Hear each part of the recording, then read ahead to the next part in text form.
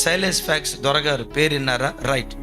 సైలెస్ fax గారు వారు తన స్వస్థలంలో ఉన్నప్పుడు ఒక సంఘానికి వెళ్ళేవారట.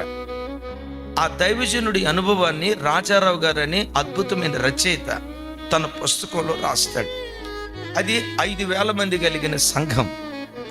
ఆ 5,000 మంది కలిగిన ఆ పెద్ద సంఘంలో ఒకే తల్లి 2,000 ఆత్మలను కన్నదట. ఒక్క తల్లి 2,000 ఆత్మలను కన్నదట. ఎట్లా కంది? ఆదివారం ఒక్కరోజు మందిరంలో కనపడుతుందటమ్మా. సోమవారం నుంచి శనివారం వరకు ఇంటింటికి వెళ్ళి దేవుని వాక్యాన్ని ప్రకటించేదట. ఆ ఆదివారం విన్న వాక్యం సోమవారం నుంచి శనివారం వరకు అనేకులకు తెలియచేసేదట. ఆ తల్లి సువార్త ద్వారా రమారమి 2,000 మంది ప్రజలు రక్షణలోకి వచ్చారు. దినాలు అట్లా సాగుతున్నాయి.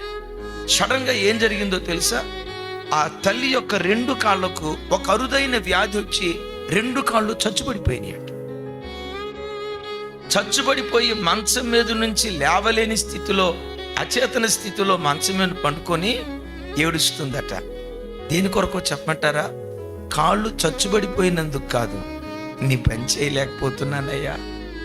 అంతకు మునుపు అక్కడికి తిరిగి వాక్యం ప్రకటించి ప్రజలను నడిపించేదాన్నయ్యా, ఇప్పుడు ఆత్మలను నడిపించలేకపోతున్నానయ్యా అని చచ్చుబడిన తన కాళ్ళను బట్టి ఏడుస్తూ ఉండేదట.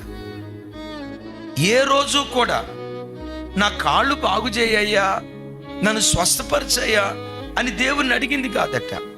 దినాలు అట్లా సాగుతున్నాయి. దేవుడు అన్నారట, నీ హ్యాండ్ రైటింగ్ చాలా బాగుంటుంది కదా, హ్యాండ్ రైటింగ్తో ఉత్తరాలు రాసి ఉత్తర పరిచర్య ద్వారా సువార్త ప్రకటించు. మారు మాట మాట్లాడకుండా ఉత్తర పరిచర్య ప్రారంభించిందట.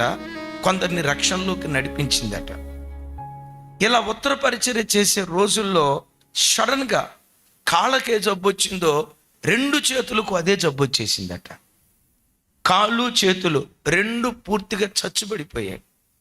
మీరు ఎప్పుడైనా చూడండి, సంఘానికి వచ్చే ప్రజల్లో ఏ విశ్వాసుల కుటుంబం సంఘానికి బాగా ఉపయోగపడతారో ఆ కుటుంబాల మీదే సాతాను ఎక్కువ దాడి చేస్తాడు.